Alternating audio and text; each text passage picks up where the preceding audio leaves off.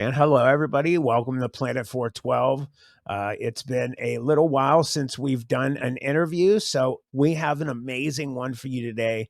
We have a gentleman from Alaska. His name is Fred Roehl. A lot of you know who he is. I don't really need to introduce him. He's very well known in YouTube and on TV and different Discovery channels.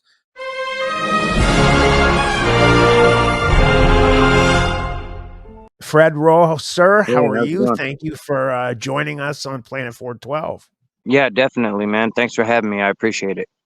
Absolutely. Like I was saying when we began, you are definitely not someone that people are going to say, "Who is that?" You've been all over. You've been in tons of different shows on TV.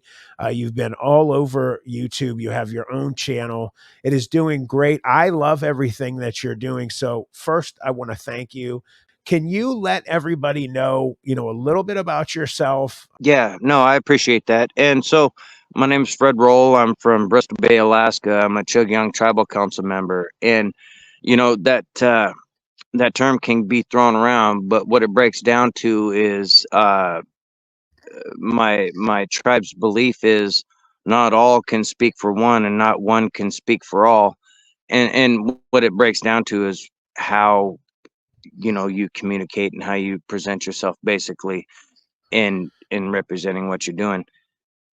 It sounds a little convoluted. I understand, but in context, it's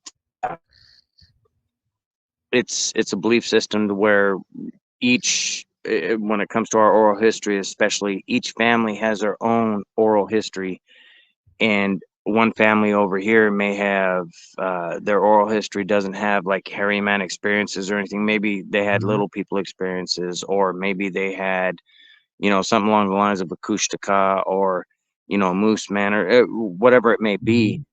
There's always that. I'm trying to articulate it in a way that would make sense. Okay, so like in an umbrella, all of the natives under this umbrella, well, that umbrella consists of hairy man, little people, shape shifting acoustikas, and all that stuff, right? There's high But what it boils strangeness down all to, through all of the families is what you're saying. exactly. And each family is different from the other. So, like I was saying, one family may have more of little people experiences. So, when you deal with that, you go talk to that elder, and that elder will break it down, like leave a fish offering or a meat offering and some tobacco or Mhm. something to appease them. And there's such a level of superstition that it's involved with it, that some some of the stuff I try to get out to everybody is really hard to come by because of the stigmatism and the superstition about, Right. speaking about them will bring a bad omen, or something bad will happen, or what have you, or draw them in. Especially that's the worst one in my opinion. But um it's living it is different than trying to express it, if that makes sense. There's not a Uh, whole lot of ways to cut it, other than it's different out in bush Alaska. When you get out into the villages, man, there's levels of high strangeness that it would boggle the mind. It really would. so when Yeah, you touch on that about how all of the different areas have this high strangeness, you look over in Utah, you have Skinwalker Ranch. What do you think right. that there are comparisons to that? Do you think that you guys have like a spot on the planet that for some reason is like maybe an area that these things can travel through a lot like the way that maybe Okay. there's Yeah. portals at Well, Skinwalker Ranch? that's an excellent question, because I looked into ley lines and everything, right? And a lot of ley lines have to do with deposits of quartz with gold in it. Right? I mean, when you break it down, when you get down to the nitty gritty, and we got a lot of that around here. You see, you touched on something that I rarely touch on the channel, because my purpose there is to represent the oral history in the Mhm. tradition of the oral history, and that is, this happened to Joe Schmo over here. Here's the circumstances, and then leave it alone. I don't Right. I present what's presented to me, and that's it, and that's according to oral tradition. No Mhm. more, no less. Regardless of what's said about it, it's the truth to them, and that's what they said. You got to represent it 100% or don't even do it. And I that's understand. why my videos are the way they are. But it's, man, for my whole life, I'm 48. So I've Mhm. searched for the words to express what it's like, the energy up here.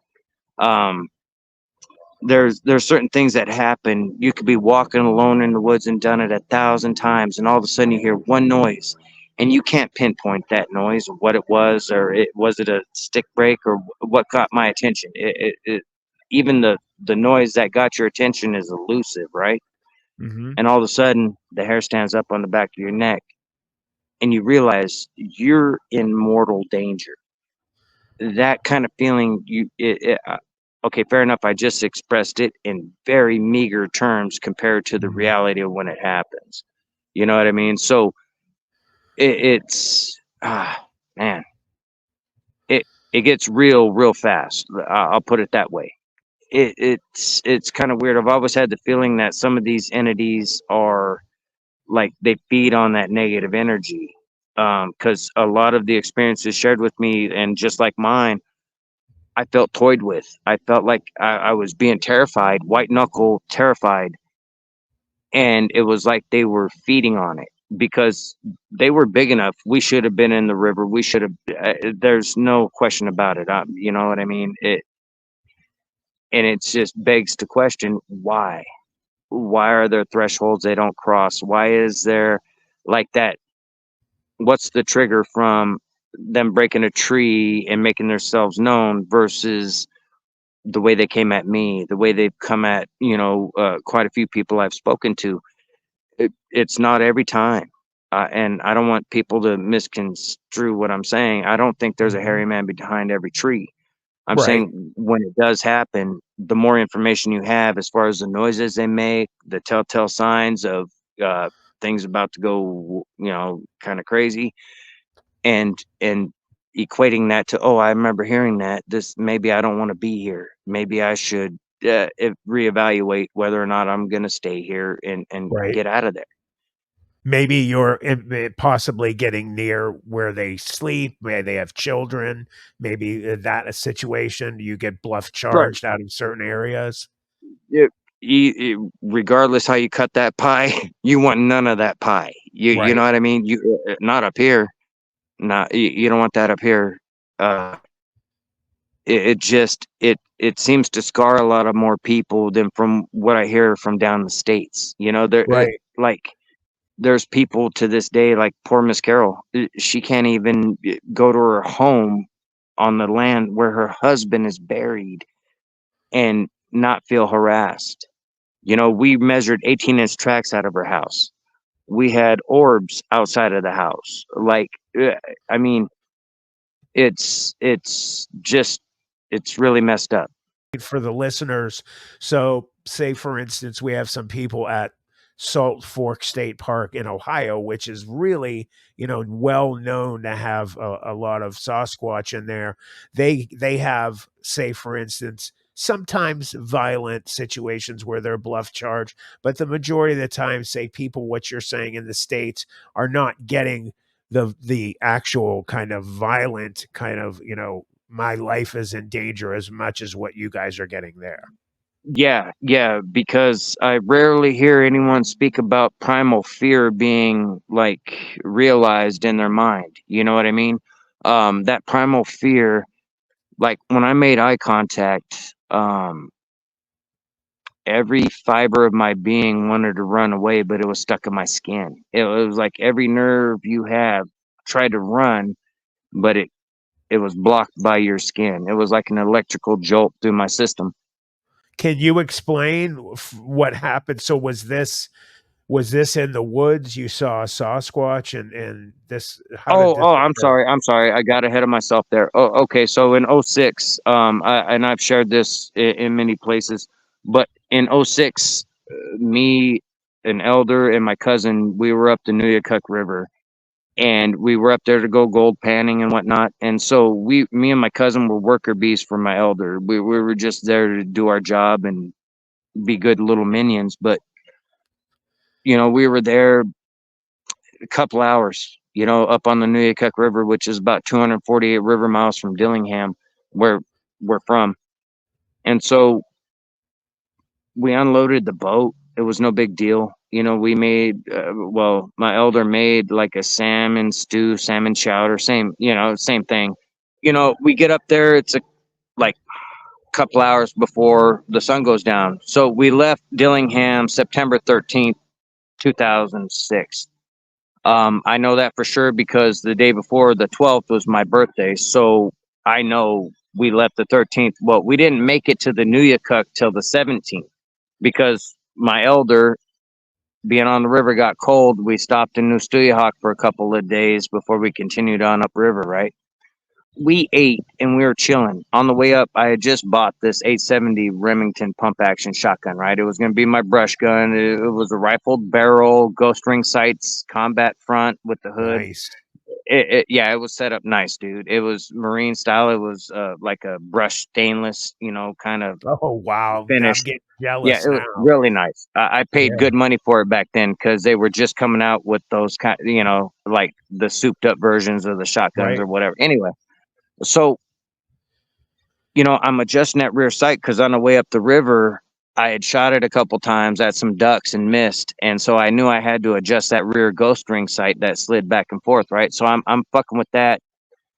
My elder and my cousin, they start playing cribbage after we ate. Right, and so it's just after dark. Like it literally What just got dark I'm enough sorry to to where interrupt. What are they playing again? I apologize. I didn't oh, catch that. cribbage. What is that? Cribbage. It's a card game with little pins. You move. You have meld and trump, and it's like a different version of Pinochle. Oh, okay, Um, gotcha. yeah, but with And little you guys pins are and at a stuff. cabin, correct? You're at a Yeah, cabin? we're on an old fishing game cabin that used to be a counting tower.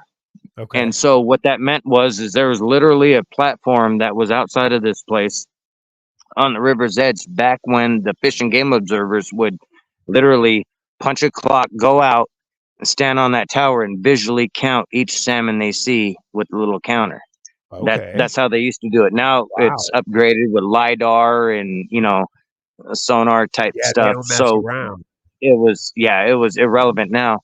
And so in '06, it had been at least a decade since anything was remotely used about this cabin. You know what I mean? It was 8x8, real simple, real basic 5/8 plywood with 2x4 construction, couple 18 by 24-inch windows mirroring each other on either side, and it was 18 inches high, 24 inches wide. Okay. So it wasn't 18 inches wide and 24 inches high. It was long ways across. And so as we're sitting there and it gets dark, my elder is telling us, giving us marching orders for the next day. Like, I want samples of pay dirt from over here and over there. Cause he had saved, like, this whole trip started in '04 when he started collecting the mining gear. He wanted to potentially stake a claim up the Nuyakuk Oh, because nice. it's gold rich ground. Right. So that's basically what we're there for, is to dig with shovels and fill buckets Right. and do whatever. So he's giving us those orders and where he wants samples. And all of a sudden, as I'm fucking with that rear sight and my cousin's sitting over there next to him playing cribbage, the whole place goes kind of like a stiff wind hit it, right? Like nails creaking. And so we all kind of stop and look at each other because it was so odd and out of place. And Right. it happened out of the blue. So I look over, and over my cousin's right shoulder, between the top of his shoulder where he was sitting and the top of the window, which wasn't much, I saw dark movement, right? Just outside the window because they had the lantern just above the little card table they were playing in. And again, it's 8x8. It's not big. There's a little Right. 50 style trailer attached to the back. It is a small, glorified cardboard box. So I look shocked when I see that movement. And my cousin jumps up and says, "Hey, that ain't funny, right?" And I was like, "No, it's probably a bear. We're like literally on a salmon river. There's spawn outs out here. Right. Let's grab the guns and run the bear off or end it, depending on what the bear decides. And so I grabbed the spotlight. I got my shotgun. He's got the 30-06, and we open the door and push it open. And I immediately beam towards the riverbank side where we saw it. Well, where I saw the movement. Right. I'm beaming. There's nothing, and then we start panning to the left. And once we reach that tree line, we see three sets of eye shine. It's standing out like fence post markers. Bing, bing, bing, bing, bing. And immediately we knew all was not good, and we stepped right back inside and shut the door. Now the door has a little J hook with an eyelet. That's the What? doorknob. That's That's it? the lock. Oh my That's god. it. That's it. Jesus. It's 5/8 and 2x4 construction. There's nothing to Just to it. keep you dry if you go to And sleep. yeah, dude, it was all bad. So when we step back in, he's on my left hand shoulder. I had set down that spotlight we were using, and I'm holding my 12 gauge offhanded, so I got the pistol grip in my left hand versus my right, and so on. And he's standing off my left shoulder, and I'm saying to my elder, "Hey, there's a hairy man out there," and I'm telling my cousin, "Did you see the hairy man?" And it's like a semi chaotic kind of environment, right? Right. Because I was talking loud. My cousin wasn't saying much, but my elder was trying to tell me to calm down and slow down, right? Well, as this is happening, all of a sudden, my cousin off my left shoulder is under that card table, like in a snap, like fast as hell, and he's got a death grip on the barrel of the 30-06, and he's holding That's the it one like you you would would want. an oar. And as this is happening, I could see he's wetting himself, right? And me and my elder are looking at each other and looking down at him like, what the fuck is happening? Because everything's just going chaotic real fast. It's taking me way longer to explain it than how it actually happened. So Right. we look at each other, we look down at him, and then we notice he's looking across to the other window that's off to my right hand side, about 3 feet away, maybe. And we look down at him, look at each other, and then we both turn at the same time. And when we look, this thing is looking down at my cousin, and I can see from the bottom of the nose to the top of the eyebrows in 18 inches. It's ashen gray, really wrinkled. Looks like one of those old Native American type tintypes you could see, where you see the wrinkles and a real weathered face. But it was Right. ashen gray, like a couple shades darker than like wet cement. And it appeared to have real dark hair just under the nose, because I could barely make that out, but I have real strong image in my head of what I was looking at. The eyes were about a foot apart, Oh my and god. Jesus God. the black translucent marble look was one thing, but the Coleman lantern that was going, it had a slight red glow as it turned and looked at me. And this, like I said, it all happened real fast. But when it turned and looked at me, I got the overwhelming sense that I was food. Like, uh, I got you. Like, you're done. That's the feeling I had. There was no like direct mind speak or anything like that. However, when it looked at me, I knew immediately it was, it was dinner time. At least that's how it felt. And Right. so once it started moving, I was still holding that shotgun, offhanded, and just autopilot, 3 shots right through the wall, boom, boom, boom. And one thing I forgot to mention was when I hooked that little J hook to shut the door, that little chintzy lock, it was like earmuffs were put on us. Like there was a pressure in the air, very similar to when your ears don't pop off of an airplane and someone right next to you sounds 10 feet away in like It in a was using in a jar or infrasound. something. Yeah, yeah. It was constant throughout this whole thing once I hooked that little J hook. So when I shot through the wall, it was, for me, it was a thump, thump, thump. It wasn't a kaboom, boom. It was a 12 gauge with an 18-inch barrel, man. Like it was loud, but it was, in those moments, it was like just thump, thump, thump. So as soon as that last shot let off, I heard a scream simultaneous. The whole place shifts. Boom! Almost took me off my feet. Right. Well, the scream was so loud that that pot that had the stew, chowder, whatever in it, like rang like a tuning fork. It was ring. You could hear it, and immediately, with the lights swinging, and my elder immediately tucked into the back, sat down on the little uh, uh, like bunk bed deal that was in that little back compartment, and sat there quiet. My cousin's already underneath the table. He's not responsive to anything I'm saying. And so I'm standing there basically holding a shotgun, and this is going on. And so basically I ended up alone. And it really sucked because I kept trying to engage my elder. Hey, what do I do? What do I do? I just shot through the Right. wall. I think I hit it. It screamed, whatever, to like get some tutelage, something.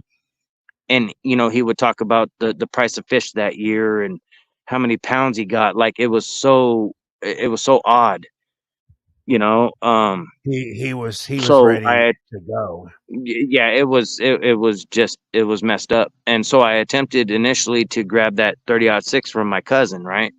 Because I wanted more oomph. Right. 12 gauge is great if it's right up on you, but I wanted something, heavy, high caliber, high velocity. And when I tried to grab it from him, he still had that death grip. So I just left it alone, and I moved the one chair in front of the little entryway to that little 50 style trailer.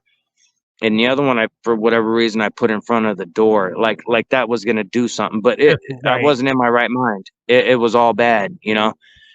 And so I sat there and was listening to the hiss of that Coleman lantern. Just, I still to this day can't listen to a Coleman lantern or have a bright white light above my head, because they use that white gas stuff, that Coleman fuel, Right. whatever. But anyway, so every once in a while I'd have to pump that up, and I sat there in that chair gripping that shotgun so bad, to this day, almost 20 years later, my hands will still, every once in a while, if I hold them the wrong way a certain length of time, they want to lock up just like they did that night when I was gripping that shotgun.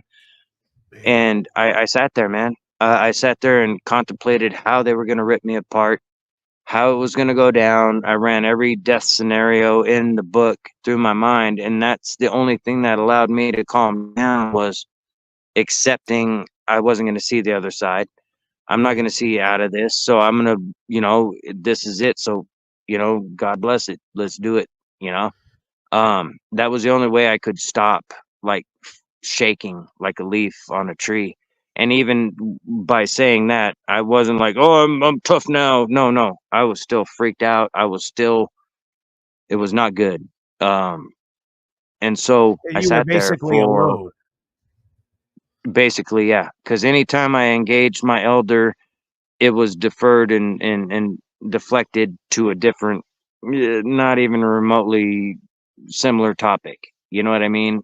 Because he was old school, and that superstition, man, it runs deep. You don't speak about it, you don't acknowledge it, you don't follow it, Even though because they it'll were bring, outside, he refused to talk about that? yeah, yeah, Wow. because it was happening right then. The energy. Let me state the energy once the shots went off and everything, the whole energy changed. It was a very ominous, very oppressive energy that was, um I wouldn't wish that on anyone, man. It's sometimes, are harder than others when it comes to reflecting on it, but it was not a good time, man. It really wasn't. However, so after about a handful of hours or so, understand that's kind of skewed because of how terrified I was. It was all bad. Everything in my mind was death, death, death. They're gonna get me. They're gonna knock this place down, rip me apart, smack What me against time a tree, was it, whatever. Fred, about when this was happening? Well, mid-September, we're basically at pretty much a 12-12 light cycle. So, Okay. you know, you're talking like sunrise at 8 something, sunset about 8 something, roughly, give or take. So it all started probably before 10 p.m. Okay. Before 10 p.m. If I was to like really try to put a time on it, because we were out in the bush, we weren't really looking at a clock. You know what I mean? It was just Right. we were doing what we were doing. Um, so as I'm sitting there, finally, after I couldn't tell you exactly how long, but it was more than 5 hours. My cousin started talking sense, because up to this point it was gibberish every once in a while and some nonsensical stuff, right? His cheese really was off the cracker at that point. And Yeah. once he started coming back to, I was just a shade less freaked out than him. I wasn't right. Was no kind of hero in it at all. You know what I mean? Because when it looked at me and I shot through the wall, no one else existed. It was me. Like, get off me. Everything in me said, defend yourself. And it Right. was just get off me. Was the feeling I had. Like, you got to back up. Um, so once my cousin started coming around again or whatever, I'm sorry, I had to preface that because I was feeling like it.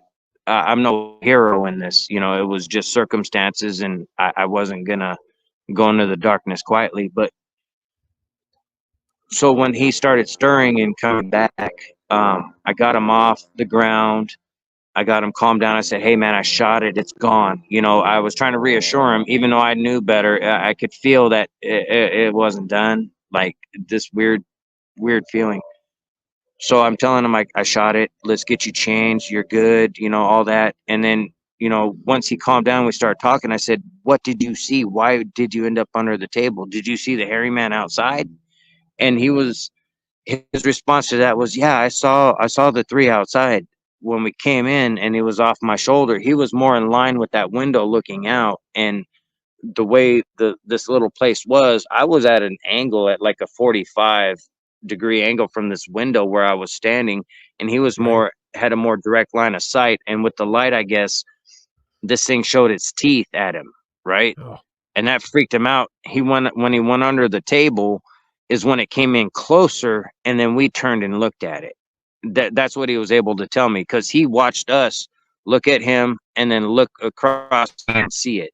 And he oh, watched okay. it look at him and then come in closer to look down at him when we turned and looked and all that. So um I was like, damn.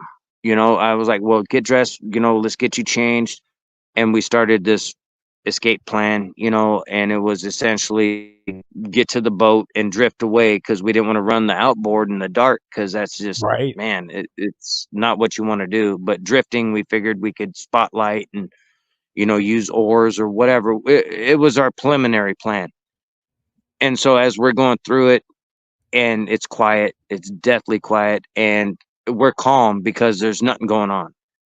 And during the course of that, he brings up, well, let's spotlight outside and check to make sure there's nothing around before we run to the boat, because it was Right. 20 feet away from the front door of this place, and like a 6 foot drop down to the bank where we had the skiff, right?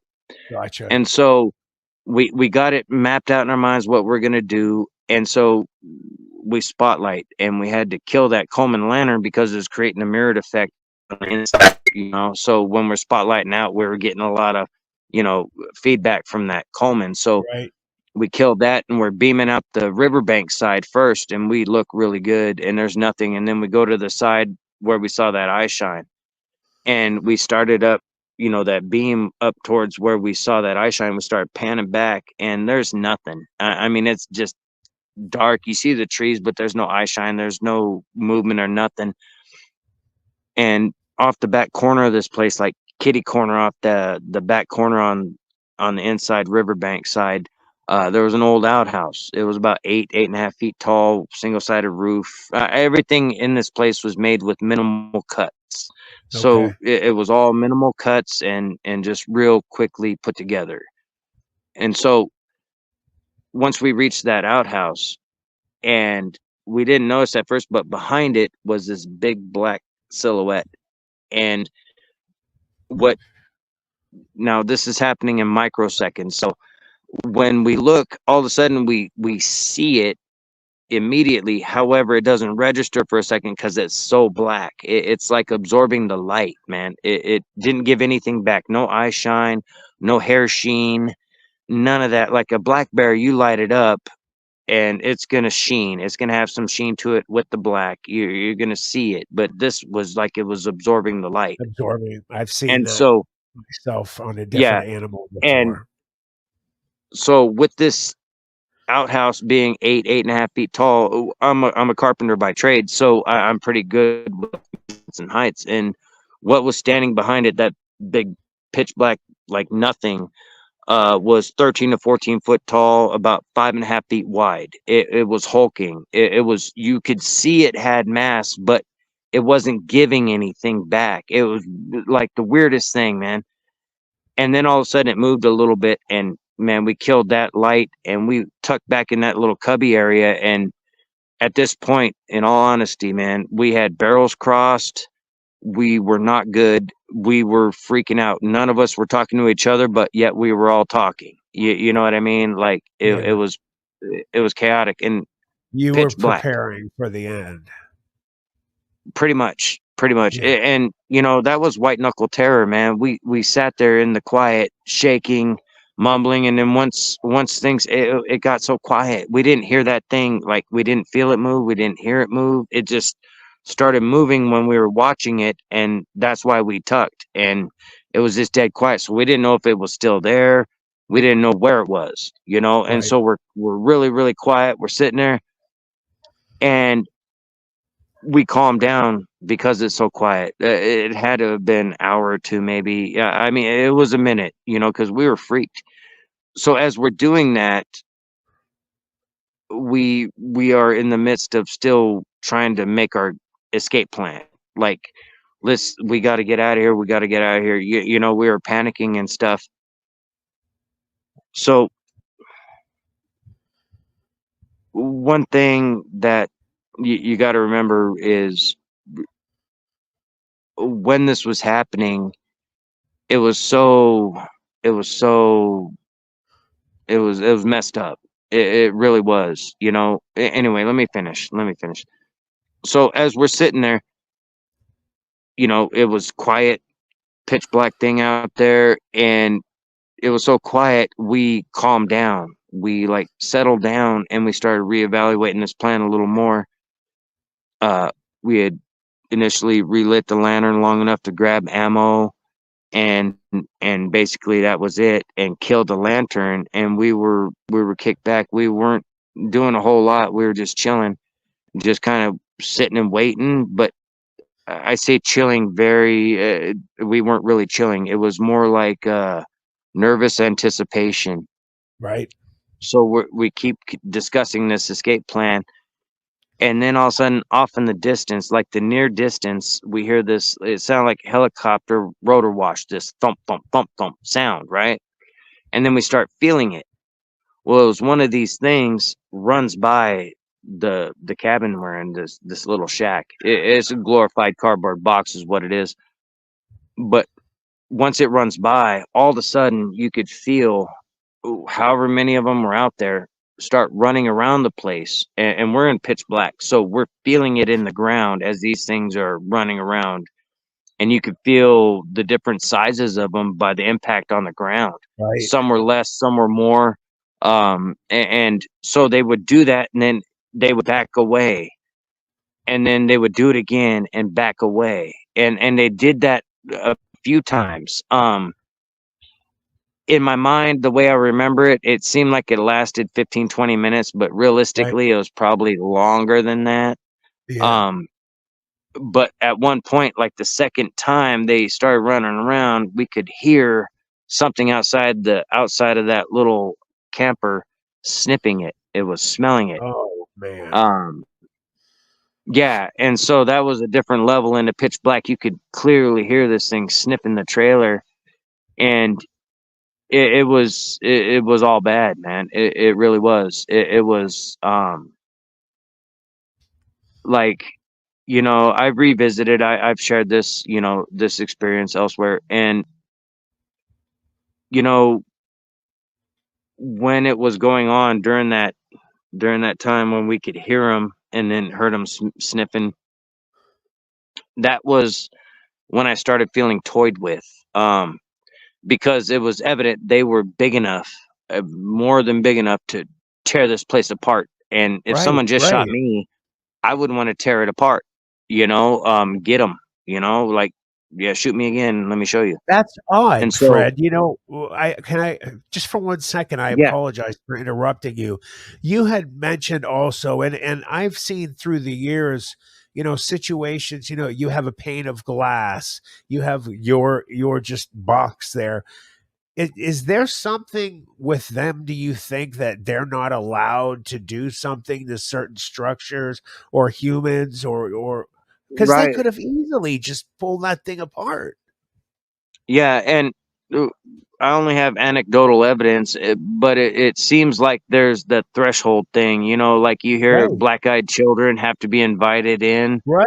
Yeah. I think there's unwritten laws going on that are beyond our remembering. Like certain things weren't passed down. I think they go by, universal laws of some kind that, dictate certain things that we just don't understand yet because we don't have enough evidence to really, make a solid, clear judgment on some of these Right. behaviors because it makes no sense. If you're bigger and badder, knock it over, kill everything, that kind of stuff. But Exactly. Yeah.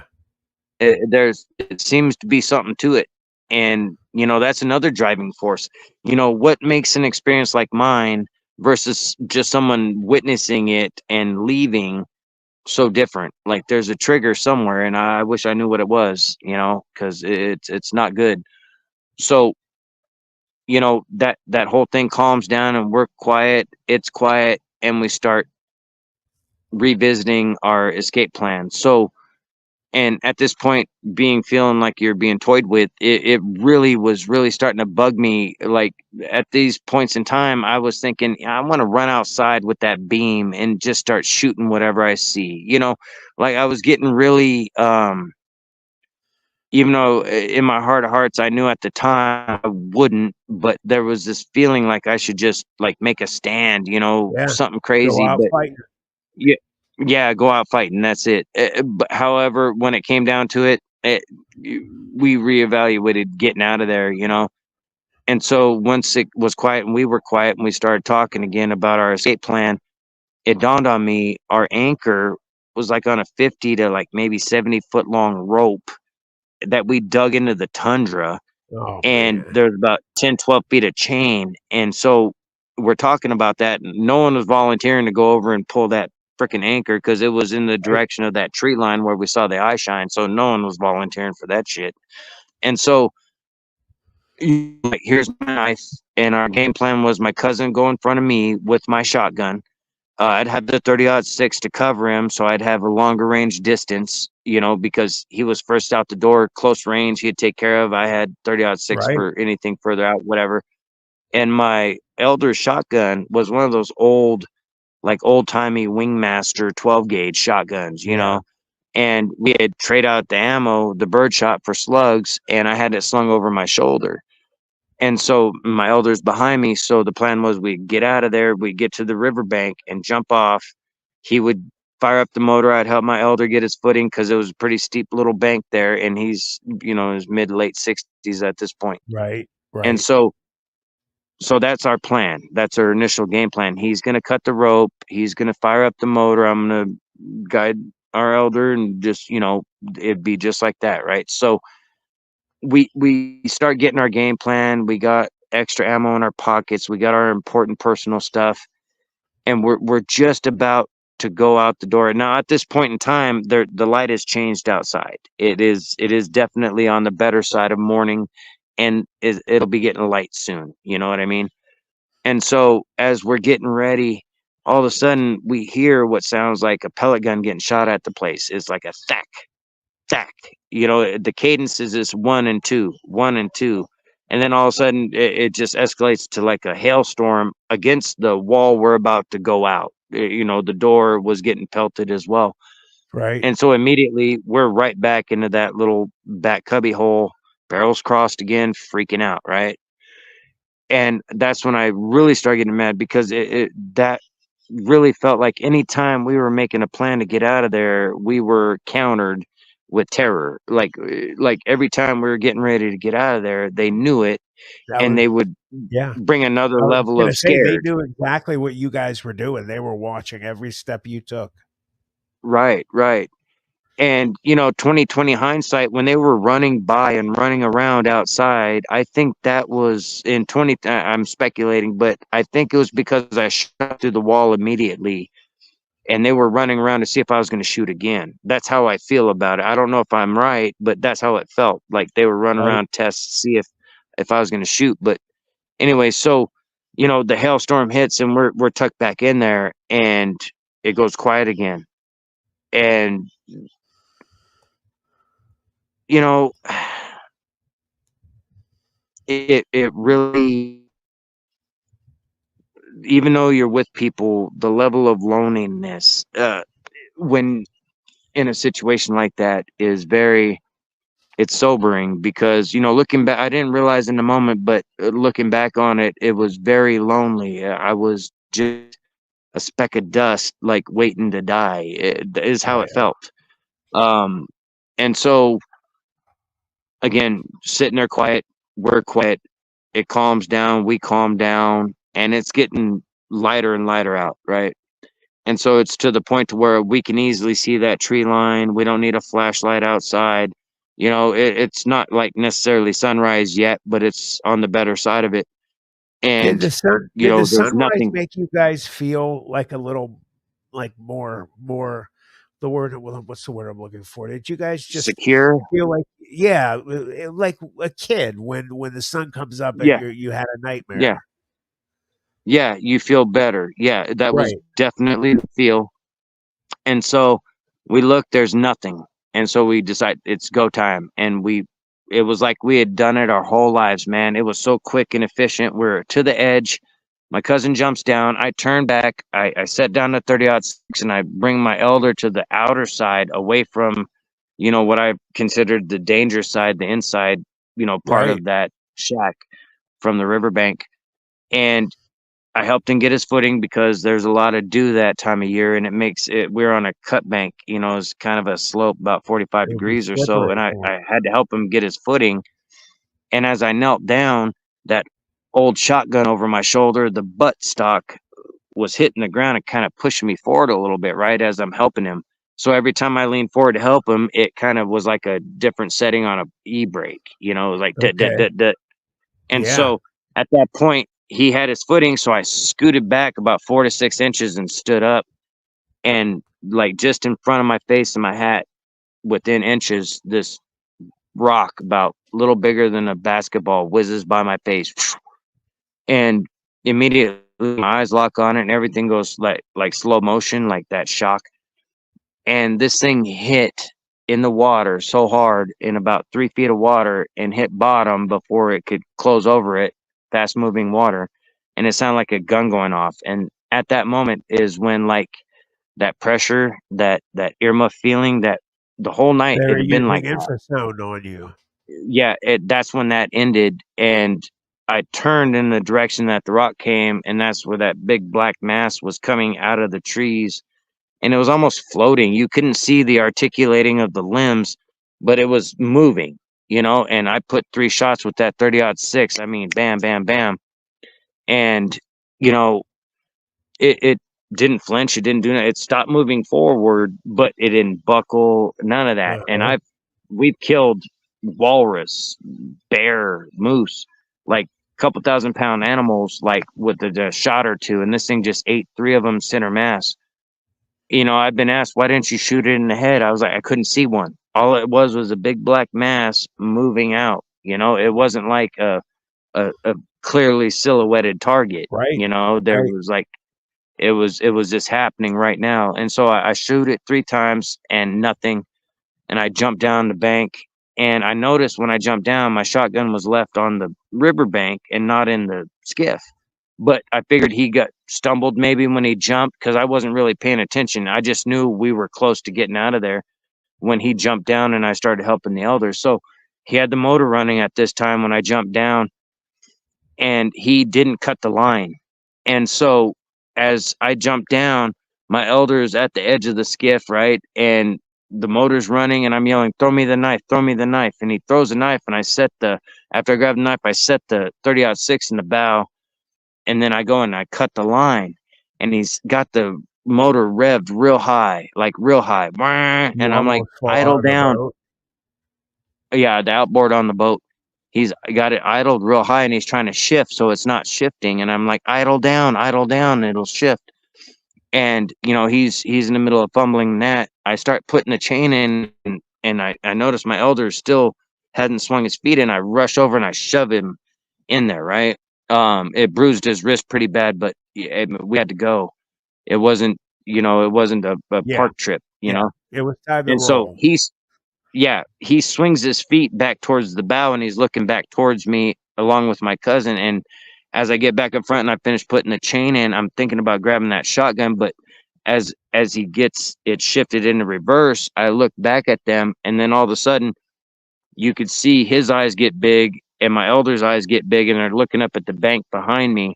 And I look over my right shoulder, and I see to about the shin area of whatever was standing there. It was a hairy man for sure, but the presence was real weird because it was real black colored hair.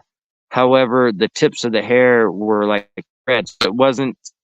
It was like that orangutan orange reddish Yep. kind of brown color, but just the tips. And the one I shot was pitch black. It gave nothing. It gave nothing back. So it in my mind's eye, I think it was a different one. How irrelevant at this point, because once I look over my shoulder, I start pushing off and I jump in, and he's in reverse, and we pull back, and I swing into it. And this is a little 22-foot flat bottom with it was 40 horse Yamaha Jet little Uh-huh. unit on the back. And so when I swing in there, I'm immediately trying to reload because I shot 3 of the 4 shots I had in the 30-06, right? Right, And so I'm looking for heavier grain ammo like a 220 or whatever. And again, this is all happening fast. And I noticed we're swaying side to side. And I thought he was trying to break friction to get up on step, right? Because the engine's cold, just kind of help it right, along.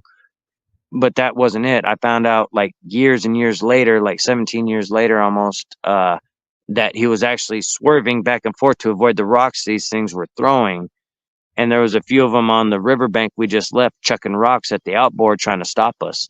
right, And so I guess one of them hit the transom and damn near punctured it, and the other one kind of bounced off the transom and broke the cowling on the outboard. But in my mind's eye, he was just trying to break friction, and I'm trying to reload, right? Because I had tunnel right, vision at this point, man. It was bad. And so looking around, I remember moving off to my left for a brief moment or two, but again, dude, it was sheer terror. But we got a ways down the river and there was no activity. It was quiet. I kept anticipating them pushing a tree down in our way or something like that, right, because, just the way things were going, it seemed like they were after us. Like, it was going down. So it calms down. We get to where the Nuyakuk, it's in confluence with the Nushagak River. Once we got there, immediately the adrenaline dump wore off. I'd been up all night gripping that shotgun. My whole body was tense for hours and hours, and so I like I weighed 1,000 pounds all of a sudden, right. And we ended up stopping in Koliganek briefly to get some fuel, and then we continued on. But yeah, that's what happened in 2006. So um, it How was did you real hard guys for me to after hear. I Uh, apologize for interrupting. After that yeah, event happened, I mean, I would yeah. assume there was, a stretch of time that you guys had some PTSD from that. About how long did you guys Oh, have problems oh that man. arose? It ruined our relationship. Oh, My really? elder has since passed, and me and my cousin that this happened with have only recently been back in any kind of what would be considered remote communication. Like, Oh, um, okay. when we got back to Dillingham, I was telling anyone with ears, "Hey, beware on the Nuyakuk. They tried to get us." And I was Right. telling it was me and my elder and my cousin. They were there, like hear what I'm telling you. They tried to get us, man. You got to beware out Right. there. Anyone just to spread the word, be careful. It got crazy for us. And so uh my elder was in a position of uh a certain prestige when it comes to like native topics. Whether, I mean, he was a tribal chief, he was a tribal judge, yeah, all sorts of different things, so, Right. and part of the North Pacific Walrus Commission, the whole thing, and so he shied away from talking about it, and with his superstitious beliefs as well, he wouldn't comment on it because it could bring a bad omen, so Oh, man. that killed me trying to heal from it, and my cousin just stopped wanting to hear about it. Like, he kept saying, "Shut up, no one wants to hear it." I was like, "No, they need to hear it. I don't care what they want to hear. Absolutely. They need to hear it." They try to Yes. get us, and so that my over eagerness to warn others kind of helped that drift solidify, because it made it easier for them to dismiss me, like, oh, he just wants attention for it. I'm like, I don't want shit. I want everyone to know, be careful when you go up the You're Nuyakuk gonna River, or disappear if you go there, correct. yeah, the potential is high. It really gets. Remote Alaska is a different energy, man. It's really hard to put into context unless you experienced it yourself, because you can go off the roads where you're at, and all that kind of stuff, and feel a modicum of safety because the highways over there and this and that. Well, there's places you go in Alaska to where, if the plane that dropped you off isn't nearby, guess what? There's no one coming to help you. Like, Right. there's no help. It's you. And coming out my backyard. I mean, salmon are in Cottonwood Creek, just down the road. The possibility of a bear coming through my Right. property is very high, very high. Not uncommon.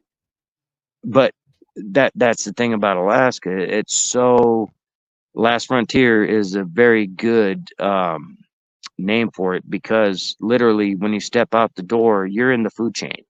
It does Right. not it does not discriminate. Last winter, a bull moose tried to kill me 5 different times, like literally trying to stomp me to death. And, Was it because there was thankfully, a did it have a baby, a calf near? no, it was a young bull. It was about a Okay. 3-year-old bull. Did you Mom have to forced shoot it it? out. Thankfully, no, but it came close at one point and shut the Arctic entry door, the outside porch door, in its face to prevent having to put it down. Okay. Um, they How get did the they people get react, Fred, when you what's guys that? got back? How did your people, so the They area were that you in, what do you call right, that? right. Bristol Bay. It's Bristol Bay, Dillingham area. How did Nushagak Bay everybody to be. react to what you told them? A lot of them were like, "Oh yeah, you got to be careful." There was no like, "Oh, the Nuyakuk," or let me take notes. No, it was more like, "Yeah, you got to be careful." It So they was believe really. they because they know those things exist, so they Oh believed you yeah, when you yeah, told them. yeah. Okay. No, dude, yeah, yeah. It's well known. This is a place where when I was a kid, I remember pilots flying over, and everyone had VHF radios, like everyone has, cell phones today, and Right. you could hear him talking, "Hey, local air traffic on the ground, be advised, Shannon's Pond, there looked like a hairy man over there in the bushes, yada yada yada."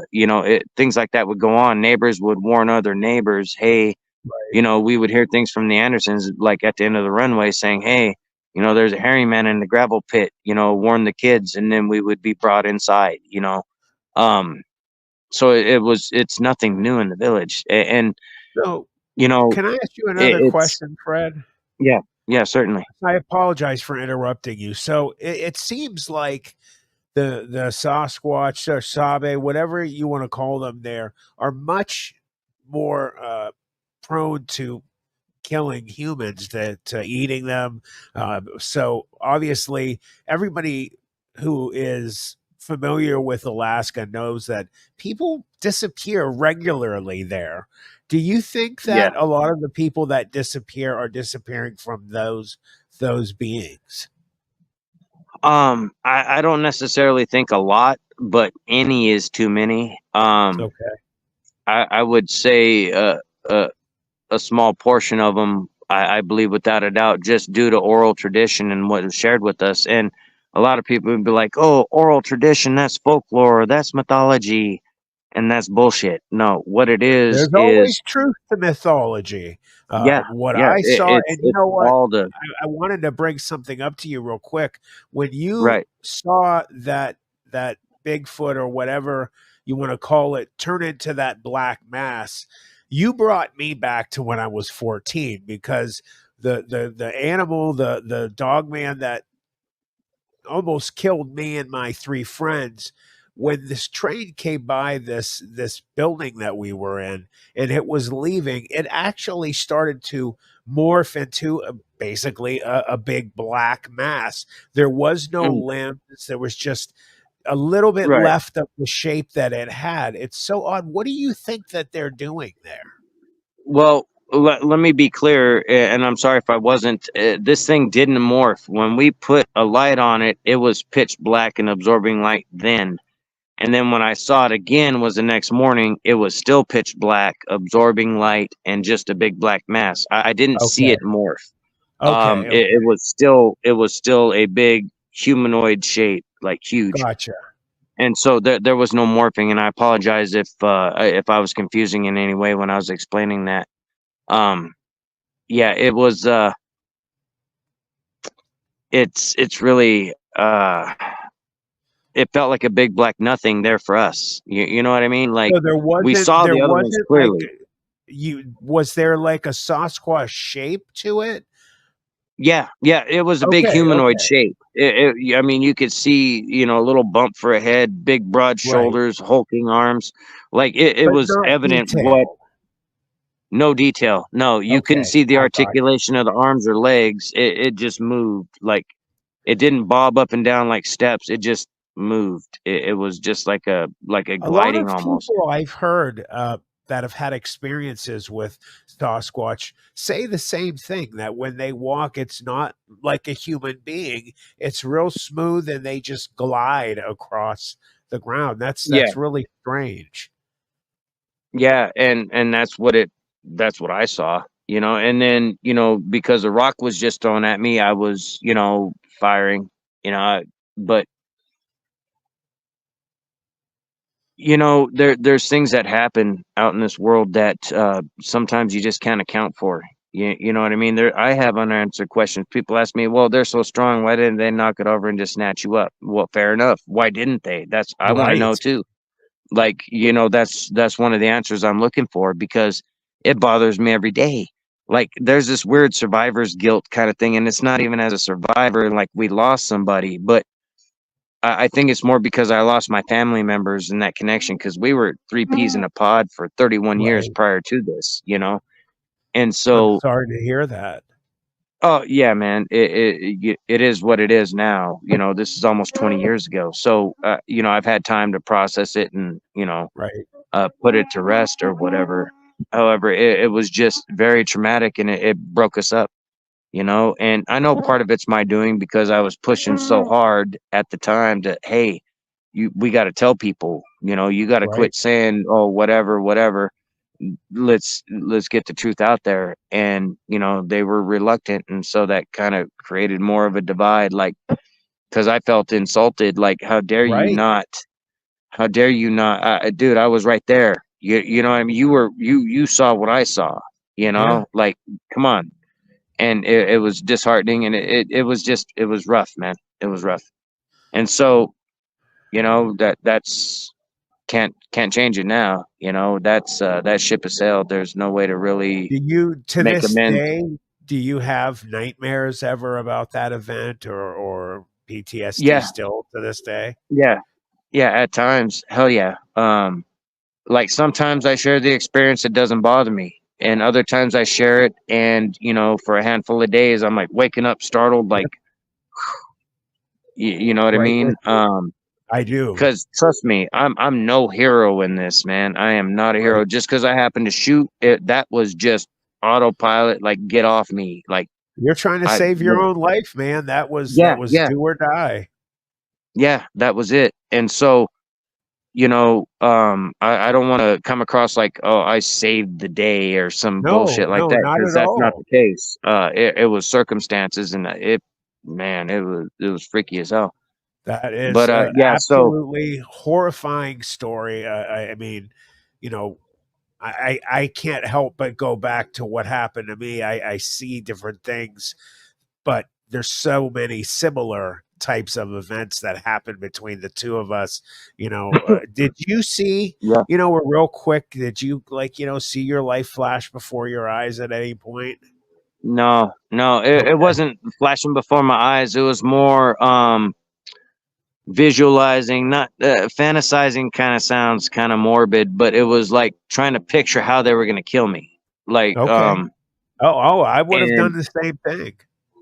and like I said earlier, the only thing that kept me from like totally losing it was accepting I was a dead man. That's the only and to be honest with you, man, life has been different since, because certain parts of me are dead. Um, like joy. I'll go out in the outdoors all day long. I still love it to a certain extent, but It's that not the true joy, same, yeah, it's not the same. That's dead. Uh, right? my trust in feeling like I know what I need to know is dead. Yeah, like I thought up until '06, I would have told you they break a branch, make noise, you get out of Dodge, you're good, you know. But after '06, I can't say that, not in good conscience, Right. because wait a minute, there's something that happens and you're on the menu. You got to be ready for that, because we were not ready for that. I don't think We were. anybody could be ready. I say the same thing when I faced what I did. I don't care if it was, instead of me, a Navy SEAL standing in front of it. You see something like that, no one is prepared for something like those types of beings. It just puts Yeah. you in a different place. You know, when you guys were sitting there before it started, you talked about like you guys were just kind of chilling out, doing your thing. Do you believe in, a lot of people speak of, sometimes humans come into the same frequency that these things are. Do you ever discuss frequencies and things like that? No, no, that's not normally in our wheelhouse. We're far Okay. more simple Okay. than that. There Um, are some you people know, that do. They talk about, right, right. No, possibly I've these heard things. that as well, and there could be something to that. And Right. who's to say what activities do we do that could raise or lower our vibration? There's Right. speculation on it, but the reality of it, what is it? They have several tests, with rice and other stuff, where they yell at one and say horrible things to one, little glass of rice, and then good things to the other, and the Right. difference between the two is like phenomenal. And so there's something to that, being on Right. that frequency of negative or positive. And I couldn't say for sure, man. Uh, I wish I had more information to share, or some kind of, profound thing that, someone may Of have course. I overlooked, or was just some curious insight. because Yeah, no, I've come across a lot of it. Do you know of yeah. anybody from where you live that, stories from maybe when you were younger that somebody disappeared and they know that maybe one of these things killed them? Yeah, and it wasn't all that long ago. It was maybe a little over a decade ago or something. There's a couple kids out of New Hawk that went missing officially, and there was actually three of them that went out on this little trip, and they were, from what was shared with me, because I was not there. Uh, what was shared with me is they went to get an elder's trapping cabin, miles away, set up for the trapping season. And that's, get the smokestack back up, make sure there's no critters in there, get wood split, all that kind of stuff, for the elder.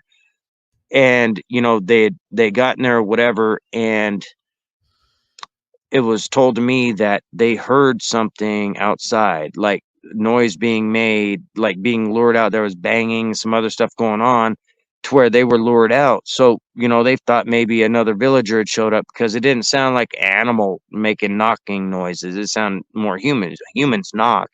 You know what I mean? So they were drawn out by that. And the first guy out the door was snatched out of view of the person who shared this with me. So he was last in line. And when he came out behind the second guy, because they, what had happened so quickly. When he came out, the one in front of him got snatched up, like out of his view, going up on top of the roof. So he ran out from behind and looked back up. And so at that point, he kind of stumbled, fell, and he said he jumped up and ran into the trees real quick and turned around. And at this point, he's looking back and he's about 50, 60 feet away. There's two of these beings. Uh, One has each of the guys. Another one comes out from behind the cabin on the furthest ones away. And that's the one they tear him open, according to what he said, and was scooping out like the liver and scooping blood out of the chest cavity and stuff. They had ripped the chest And cavity open and they yeah, were ripped it cupping the open. blood and Yeah, ripped it drinking. open. And the one that was closest to him, he said this thing like disemboweled his friend by just shoving like his head down to his hips like an accordion, kind of crushing him So he and died forced all in his these innards. guys died Yeah, oh yeah, instantly. yeah. According to what he said. Now this guy, when I heard this from someone else, I thought, man, that's bullshit. And then I talked to the guy that witnessed it, and his right eye is like Knight Rider, man. That thing is constantly going, and I've known him since he was young. He wasn't like that all the time, and now that eye is just do do do do do do do. And when he's telling it to you, he immediately starts crying. So he gets out of there and hauls ass. And when he gets back to safety, he tells everyone what happened. And so he's freaked out and he starts self medicating, drinking real heavy. Right, And because of weather, it took a couple days for the state troopers to fly in, and the VPSO, which is the village public safety officer, and the other, right, right. civilians, villagers, they went on a search and they couldn't find anything. They found some blood, and that was it. And so when the troopers came, they found same thing. No people found. And when they questioned him, because he had been drinking, they chalked it up to alcoholic delusions. Oh And my. these are just two missing people, more than likely bear predation, and that's how they left it. And they have a cop out, which is it's an open investigation. So when you try to get information, you get the kubosh. Even with the Right. FOIA, you can't get that info because it's an So open that's normal. investigation. So So if you guys talk about it with state police, rangers, yeah, anybody yeah. like that, they don't want to talk about that at all. It's just No, hushed I've up. I've talked to three separate individuals, two former Fish and Game troopers, and one current law enforcement that I'm still in contact with. And it's not that they don't want to talk about it; it's that they jeopardize their pension on like a 1099 being a mental case.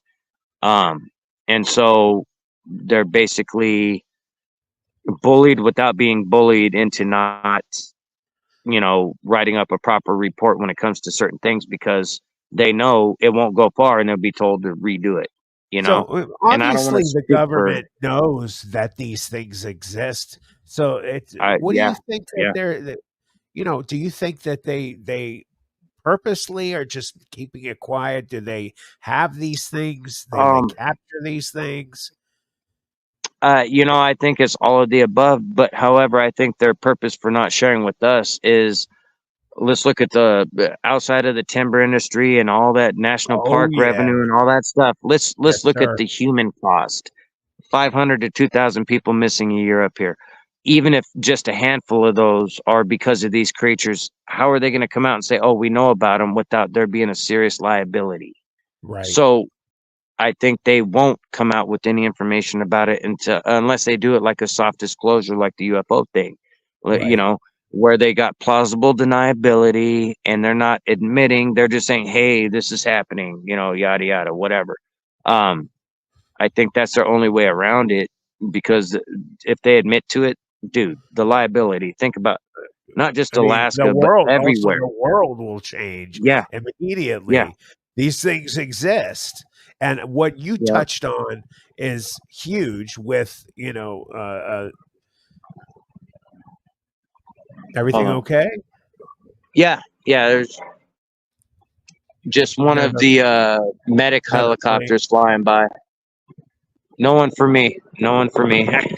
Good, good. Yeah, So it's you not a black touched on helicopter. the It's not a timber. black helicopter. Good. Do you What's ever that? see the black ones there? Yeah, I've seen a few. Yeah. Do you ever feel like Um, maybe that they are looking at you?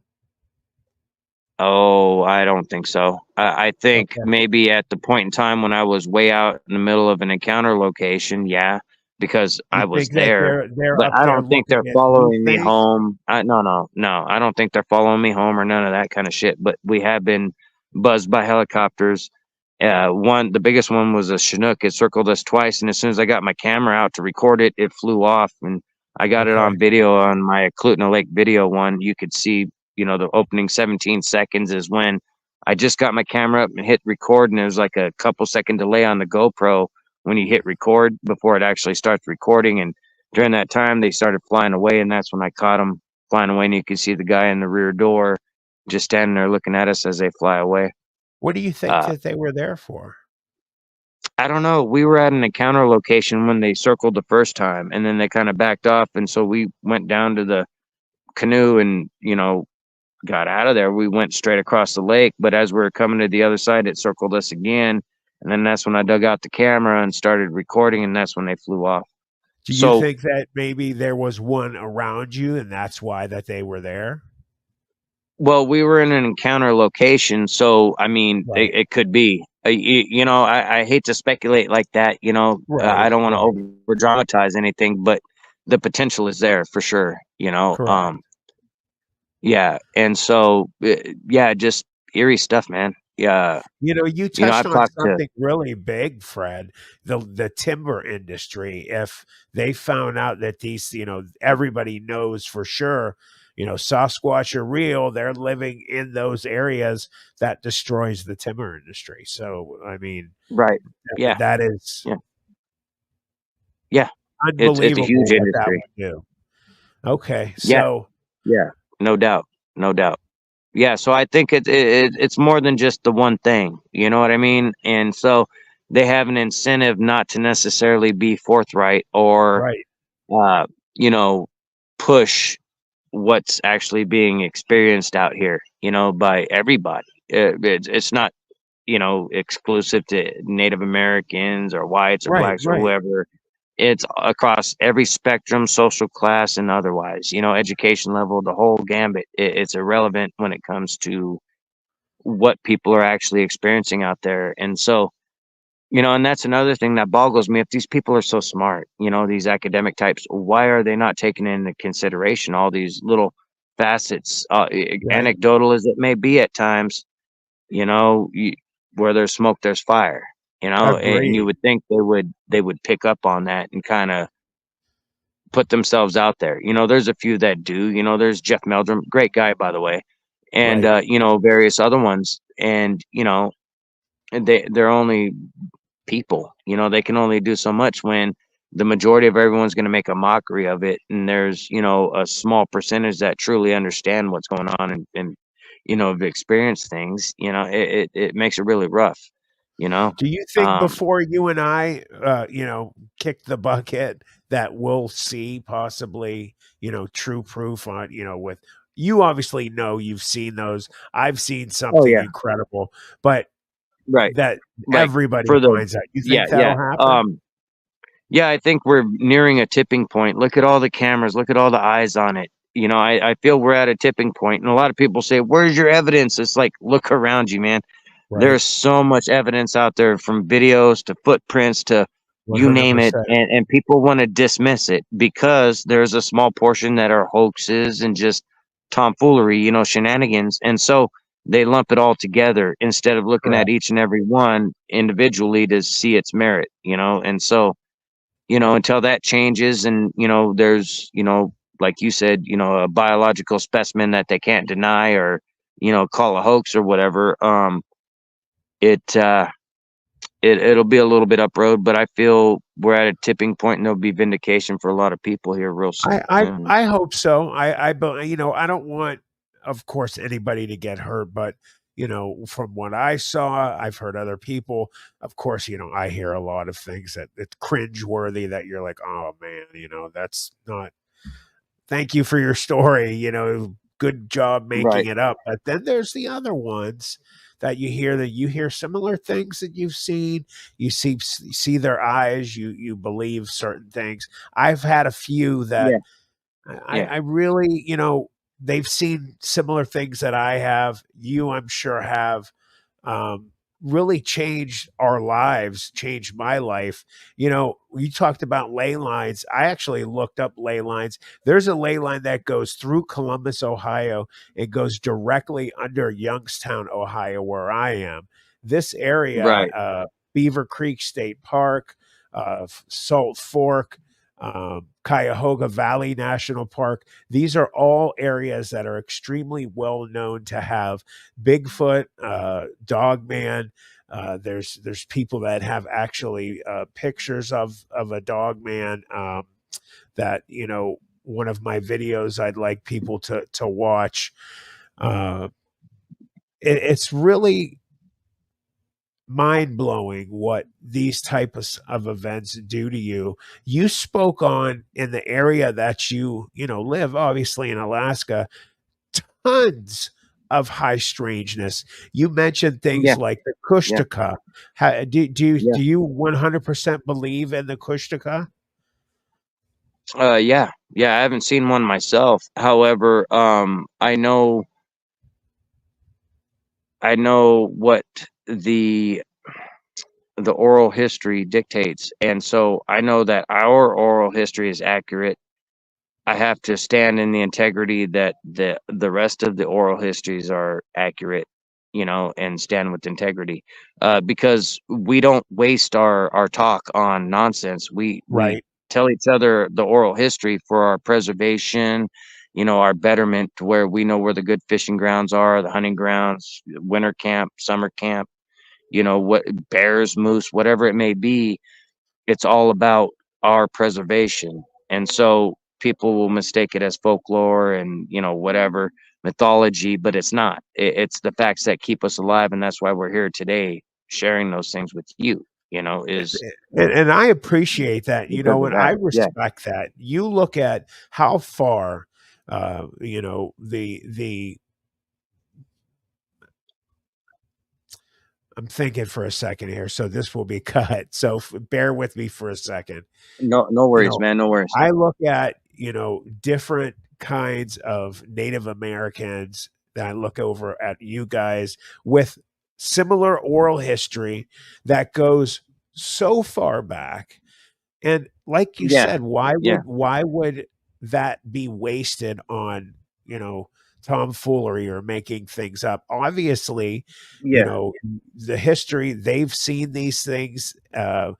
Native Americans Hmm. say that they even, you know, had some events where they were living with some of them. Well, what do you think about the difference between where you are and Native Americans and what you know their history has said about the you know Sasquatch and different types Right. of cryptids? Yeah. Well, yeah, I mean, it's all valid, and I think the biggest difference is geographically speaking, because of the harsh conditions up here. We have far less people around. We have less than 1 million people statewide, man. Statewide, in a state large enough to hold 19 other states. We have Right. like 780 some thousand people. Like, the sheer landmass alone, and the lack of human interactions, in the big scheme of things. We got anecdotal stuff, small little incursions, or whatever you want to refer to them as. But the fact is that there's not like there is down in states, where there's yes, we have much more generations up here. However, the population difference is what I'm speaking to, because you got all these people, in influx hundreds of years ago, coming through, and it, I believe, changed how they react to people down there, versus up here. There's far less of that, so it hasn't evolved or equated up into that point of less hostility, less kind of Right. So yeah, they said, which is why, understanding, like I you guess. said, they look at you guys as food. Yeah, yeah, and that's how I felt, you know. Yeah, it's there's a lot of speculation involved, and it's unfortunate because another reason I do what I do is I'm collecting the data, and we're gonna pour through it and find the similarities where uh what would it be, an even year, an uneven year, an odd year, what years have the most experiences, what time of Right. year, that type of thing, the situations, just berry picking or hunting or whatever it may be. We want to break down all that information and see if there's any morsels we can glean from that, and start to get a better understanding of potential movements, or certain on or off years, or just whatever we can get. You know what I mean? And that's why I got the interactive map on the website. And I don't talk about it much, but it's embedded with the YouTube channel. So if you go to the website, you just zoom in on an area of Alaska, you see one of those marker pins, you touch it, you click on it, it'll bring up a short synopsis of what happened. But if you click the little video thing, it's embedded with my channel, so it'll take you right to the video link of the experience Hey, of what Fred, happened in since that since area. we're not Yeah. live, Yeah. subarcticalaskasasquatch.com is the website, and that has a lot of photos from on site, witness photos sent in. Um, I got two separate web stores. I don't even talk about those because that's for if people find it and they want to know, they can go and grab something, to support the channel. But for me, it's all about the public safety, you know? everybody make sure Yeah. that you Yeah. go to subarctic Alaska Sasquatch, check out what Fred is doing. But yeah, that instance the following year was like, I knew I needed to get back on the horse. I knew if I didn't go back out in the woods, I would never go back. And so I had gotten, this was in 2007, I had gotten off the fishing boat in early July, and I had injured my right hand in the fishing boat that year. So I had it wrapped up, but I was no longer fishing. And so I was basically sitting around, not doing much. And a couple of my cousins, they wanted know if I would ride with them because one of them was going to stay in Nustuyahk. We're just going to rip them up there in the boat and drop them off in the skiff or whatever, and then go home. And so we decided to make a trip of it, and we got some party supplies and whatnot. And so the tide that day we left a little late. The tide was going out as we went up, and so it was getting dusk. And there's not a whole lot of darkness that time of year, but when it gets dark, it gets pretty damn dark. So we get upriver and we couldn't see as well, so we decide we're going to pull off on this riverbank and post out for the night. And we popped a tent, and there's beetle kill, so we dropped some trees with the chainsaw, and we got everything, a nice bonfire going. We had our party supplies inside the tent, and we're sitting around just hanging out, talking. And off in the distance, about 60ish yards away, in front of me, off to the left just a little bit, I heard this owl hoot, and it sounded natural as can be, man. It was just a natural, like a barred owl, hoot hoot hoot hoot. And right after that, a moment later, behind us, everything was fine until the response, and that was behind us, off to the same side, off to the left, a little further away. You heard a return owl hoot, which was not normal. It was not a natural owl hoot. It was very loud, uh, and very imitation like. It was very. You It could wasn't tell it true to wasn't form. the owl. Yeah, you easily tell because it was so much louder. And then no sooner we're reacting to that, across the river, which is about 80ish yards wide at this point, but there's more trees a little further back off the riverbank, where we heard a third owl hoot. And that was more obvious and evident it wasn't a natural owl because of how loud it was. I could feel it in my pant legs, from the noise. And it was on a level to where you couldn't hear with your ears, you just feel it like in your clothing or whatever. They're using the infrasound on you. Yeah, yeah, exactly. And so once everything started happening, so the natural owl hoot, the one off behind us to the left, and then the one across the river, They all happened in succession. It was all happening relatively quickly. And once the one across the river sounded off, it went right back over to the one that sounded like a natural owl hoot. And then it was more imitation and louder.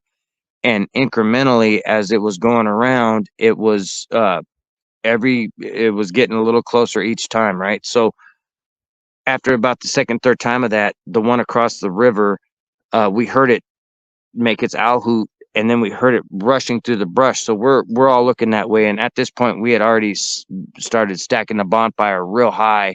I mean, we could barely get close to it. It was so hot, right? Because we wanted to light up the place, you know, Right. and keep it bright. But we heard it across the river run, and then a moment later, we heard a splash, and then we heard this splashing noise, and it crossed the river to our side of the riverbank. And Right. when it came out of the what we're guessing is coming out of the water, it made another owl hoot. But at that point, it was a owl hoot simultaneous with a click and a pop. It was very, um, it was creepy as hell, but yet the the double range on it, the two octaves at once was awesome. It was very clean, like clean.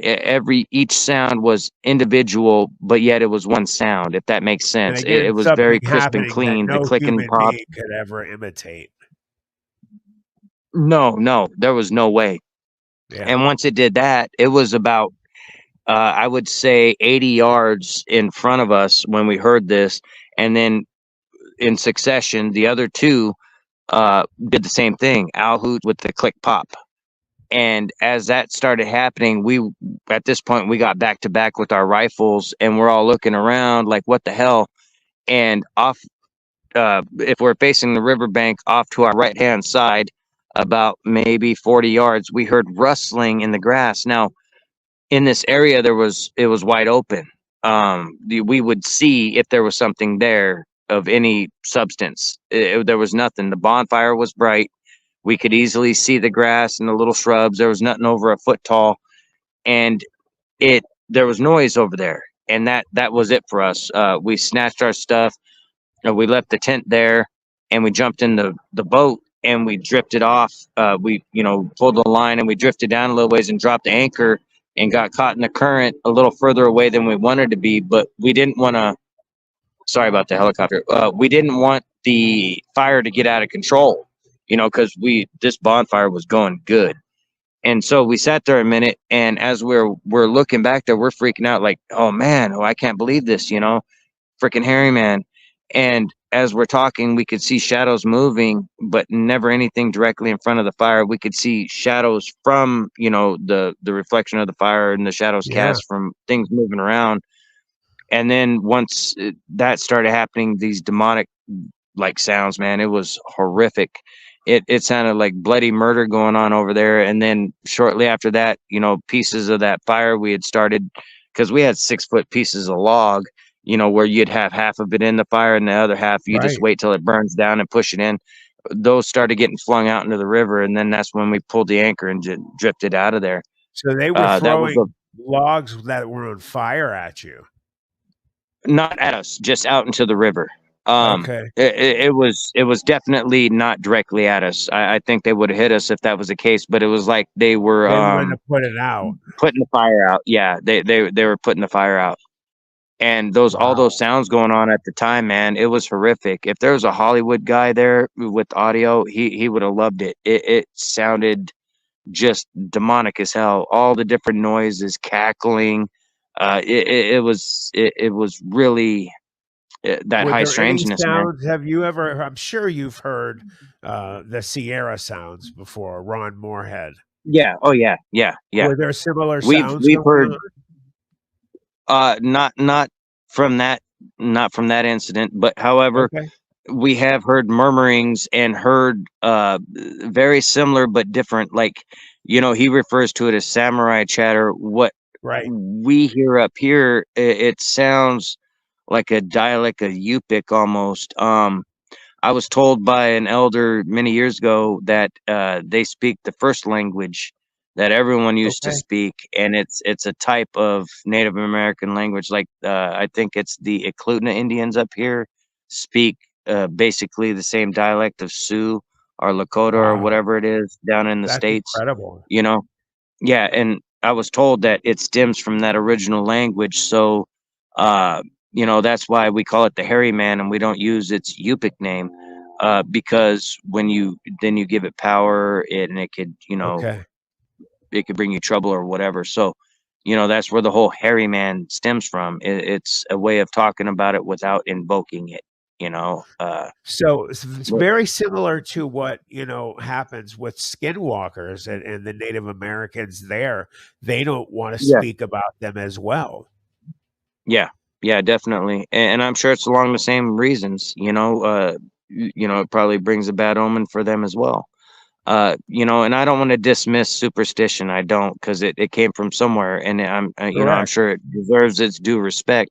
However, at this point, man, public safety, I think, should start trumping some of these old beliefs, and making it safer for people. At least a general knowledge of, like, being bear aware. Hey, there's potential for you running into a brown bear. This is what happens when you do. Right. Be aware. Yeah, something similar. Um, because I can't honestly say they're all out to get us. I just know that something happens that flips that coin from just get out of here kind of thing to your dinner kind of thing, and Right, I'm right. Well, I'm maybe do hoping you to. think maybe it's like human beings? Like there's good human beings and there's some crazy killers out there. Do you think maybe it's along those lines? Some of that them are that just could be. uh-huh. Yeah. Um, the only problem I have with that is our oral tradition says that they're that wasn't said. It wasn't told Okay, to us that, oh, well, there's some good, some bad. It's always been adversarial. They will snatch you, steal you, and eat you, or okay. make you their wife, or whatever. There's Have you ever heard of a story of that happening? uh yeah, I've heard of people going missing, and uh some years later, within 5 years or so, there'd be a hairy man spotted on that missing person's property, where villagers have captured it, and within 5 days, that hairy man was the missing person. And so, Oh, and there's more than a handful of those accounts. So there may be other stuff going on that we really can't wrap our minds around, like the people that are going abducted are, in a way, transforming into these things, and then being away for a certain amount of time will reverse that. uh, there's more than one account of that, so I can't so what do necessarily. you is this what do you think is changing them into it? What's going on there? You know what, I wish I had an answer for you, man, because I'm Right. telling you, That's it like it boggles my magical. mind. Yeah. Yeah, yeah, there's the way it was explained to me, it almost sounded like some elemental type of thing, to where Okay. they can control certain aspects of things. So I, like, given a choice, eat you or be one, or something along those lines, Or maybe. be and, a and husband to a female or something like that. yeah, yeah, yeah, exactly. So I wish I had more answers. And when I was younger, I turned my back on my culture, and I didn't follow through with learning a lot of stuff. So now I'm going back to recapture it. And Right. it makes it rough, because I know I've missed out on a lot, and we're losing more and more day by day with the elders passing away. And so, that's another driving force of my channel, is to That's try to beautiful, garner as brother. much information before we lose it to time and history. Because a lot of the younger kids, they don't give a flying rat's patootie. They're worried about Yeah. their video game, and all this other type of stuff, and that we're losing our heritage, more and more each day. And so I'm just trying to capture a little glimpse of it, you know, with what I'm doing. So That's awesome, yeah, brother. I mean, it needs to be yeah, saved. It needs to be retaught as well. I'm a yeah, purveyor and believer of, Native Americans here. Like in Ohio, we have some Indian burial mounds. You have a lot of these things that actually show up around them. That makes Right, you right, wonder, why right. are they doing those things? How are they, coming into certain areas? Are they utilizing, portals? Have you ever seen any portals in the area of I Alaska where you are? I haven't, not personally, no. I have You not. said you saw And orbs, though, correct? orbs. Oh yeah, I've seen a couple orbs. Yeah, for sure. And that was an eerie thing too, because we were at an encounter location where there was 18-inch tracks, and this poor old lady, her husband's buried on the same property. And when we were called to go down there, when I was called, she called from her bathroom, 80 years old, with a riot shotgun, and this thing was on a roof, and I could hear commotion over the phone, and she was freaking out. So we made the trip down there. Well, as we were there, it was actually our second trip, after the initial running up there and whatnot. This is Copper Yeah. River Valley. We're sitting there one night, and it was after midnight, but it was still daylight outside. And as we're sitting there, I was sitting across from Miss Carol, and she goes, "There's a light out there. Like, it's weird. It's right out there." And she asked me to sit where she was, see if I could see it, because she wasn't sure if there was a reflection of a light from the window on the inside or whatever, right? Right. So, excuse me. I go and sit where she's sitting, and sure enough, there's this light out there. It wasn't like casting a light; it was just a light. It wasn't like illuminating anything around it or anything, but it was like salmon colored, like a salmon colored, pinkish kind of like creamsicle color, right? Okay. And when I was like, "Holy crap!" So I go out the door to check it out.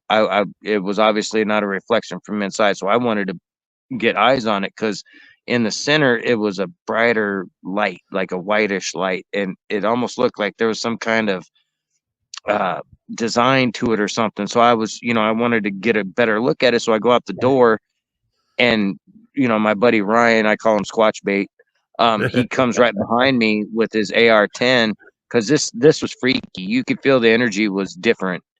So as I go out the door and I'm standing there looking at this thing, it starts moving to my left. So I parallel it. And once it reaches over by this outhouse and this mound of dirt behind it, it starts moving away. And that's when I move forward to where that mound of dirt is. And this thing, I stayed within 15 feet of it, I'd say, just eyeballing it, trying to get a better look at it. And then once I crossed the driveway to by the outhouse, by that little mound of dirt, uh, it started shimmering, kind of like the heat waves off of the ground. It started doing Oh, that okay. thing, and moved away from me, kind of trying to lure me. And as soon as I felt like I was being lured away, I was like, nope. And at that point, Ryan was like, "You might want to come inside." He's standing there with the AR-10, the 308, like, Right. "Get in here, dude!" Like, and I mean, what are you gonna? You can't shoot an orb. I mean, it's just a ball Right. of energy Right. of some kind. So what do you But do? you know, It was coming closer to you? No, no. As I went out the door, it was about at that point about 15 feet away at about 5 foot elevation above my height. Wow, And you were as it it's moved to the very left, close. I moved to the left. Yeah, I was trying to see what that brighter white light. There was a shape to it, and I couldn't make it out. I was trying to like get a more definitive view of it. But as we moved parallel across the driveway, and then it started moving away, and I crossed the driveway, that's when it shimmered. And then that's, right after that, I went back inside. Like, what the hell? Right. That was definitely different. I'd seen strange lights in remote Alaska, but that I would consider that UFO kind of related, an unidentified something moving around making light. But this was totally That's different from that. incredible. Oh Do you yeah, think yeah, that and you it's always not hear unique about to me. I Yeah. apologize for interrupting you. You hear a lot of connections with Bigfoots or dogmen that these orbs are around. You even hear some stories of some Sasquatch carrying some orbs. What do you think the connection is between them? I have no clue, man. Out of all my years of hearing experiences and all that, it was I've heard since, and maybe once or twice beforehand, about orbs, but I never thought much of it. Yeah, you know what I mean? Because I had never personally heard it or had anyone share anything like that with me. And, then there's these orbs. And it seems like it's newer. I've never heard anything in the oral tradition about these orbs, if Okay. that makes sense. It Yeah, it seems like a more does. current, more recent phenomenon that's associated with it. And I don't know if the veil is thinning or Right. what's going on and what have you. There's so many options, and it's man, yeah, it is definitely intriguing for sure, I 100%. I love that you brought up I talk about the veil all the time, the veil lifting, or as you said, it's getting thinner, starting to open the door or let these things bleed in more. I start to Yeah. see these things more often. It makes you wonder if it is starting to do that, and then all of a sudden, poof, we have these things all over the place. It makes you wonder what's going to happen. You have a lot of people wondering where they come from. Yeah. Have you heard the story about, a lot of people believe that some of these things are coming from inner Earth? Yeah, I've heard that. I've heard plenty of accounts where there's caves involved, which and it isn't far fetched. It really Right. isn't. I No. mean, it's just I not mean, in it the makes least bit. sense. That's There's where they would be if you're not seeing them all the time. They're yeah, somewhere, and you have these yeah, caves that go all over the earth, all over America, all over Alaska. I'm sure yeah. Oh, for sure. volcanic tubes. I believe that that's how these things move is in caves. Yeah, and there's stories of them living up in Independence Mine, which is a closed gold mine up in Hatcher Pass. You know, and those stories go back a while. There's accounts of them living in caves off the Copper River. The Otna natives have different oral traditions about such things. Right. Same with several different tribes. To be honest with you, there's been reports of them pulling up the ground and disappearing under the ground. Like out in the tundra. Right. Right. Like I've gotten 6 of those accounts in the last 2 years. So there's something to the underground thing, 100%. I got reports of them diving in a beaver pond and not surfacing. Like maybe they're ducking under the bank and there's Right. Right. a cavern under there or something. Like a beaver hole or something that they use to Yeah. get bigger. Yep. That makes a lot of sense to me as well. Yeah. And so it's one of those things. There's so many intriguing avenues to explore, but where to put the energy because not all of it I I mean, what do you I'm not diving in a beaver pond. You know what I mean? Right, I right. I Me I either, will, brother. I'll give you $20 if you want to, but No, I'm not not for diving in a me, beaver man. pond. Yeah, Yeah, no, it's not for no. me either. I'm not that adventurous. I already put eyes on them. I know they exist, so, evidence for Right, me is not an important thing. It's mainly, trying to normalize and get people to understand it's happening whether or not you want to accept it, you right. know? Is there anything that you wanted to finish, the interview up and say? No. Yeah, you're welcome. Yeah. Good night. All right, everybody. I just wanted to thank you for being here tonight. Fred Roehl, thank you so much. That was incredible.